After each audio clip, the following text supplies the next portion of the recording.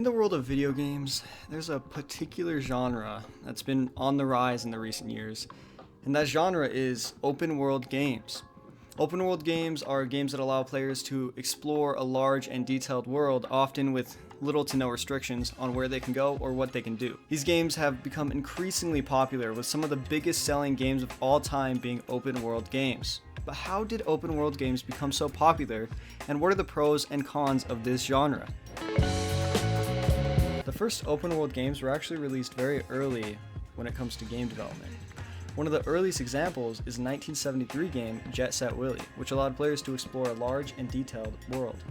However, it wasn't until the late 1990s and early 2000s that open world games really started to take off.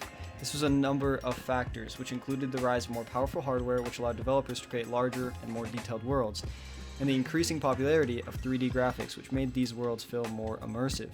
Some of the most influential open world games of that era included Grand Theft Auto 3, The Elder Scrolls 3, Morrowind, and Grand Theft Auto San Andreas.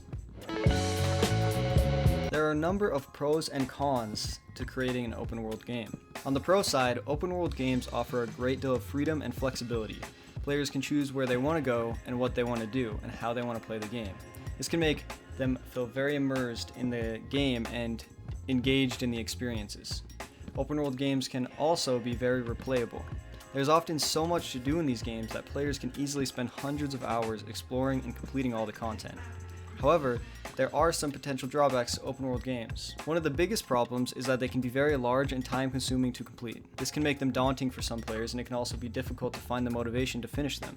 Another potential problem is that the open world games can sometimes be too big for their own good. This can lead to a lack of focus as developers try to cram too much content into the game.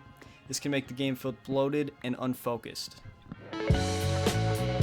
Open world video games are a popular and growing genre of video games. They offer a great deal of freedom and flexibility, which can make them very immersive and engaging experiences. However, they can also be too large and time consuming, and they can sometimes be too big for their own good.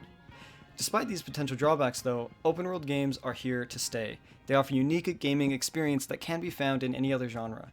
And as technology continues to improve, we can expect to see even more ambitious and impressive open world games in the years to come. And that is the end of this video essay. If you guys enjoyed it, I have many other ones you can go check out on my channel. I hope you enjoyed it. I hope you have an amazing day, and thank you for watching.